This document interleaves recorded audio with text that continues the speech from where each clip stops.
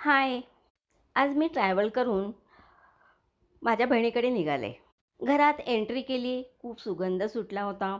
भूक फार लागली होती. छान स्वागत झालं. मस्त घर आहे तिचं.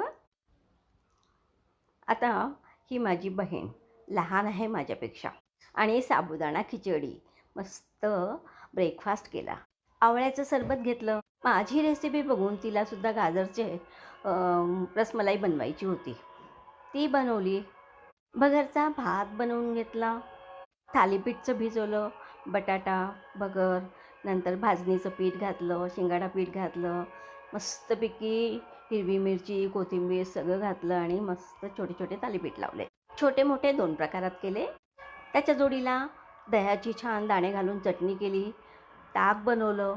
सर्वांना भुका लागल्या होत्या, त्यामुळे फोटो काढायचं राहून गेलं. सगळ्यांनी पोटभर उपवासाचंच खाल्लं. खूप आवडलं. छोटासा बर्थडे प्रोग्राम झाला. असा मी दिवस घालवला आजचा.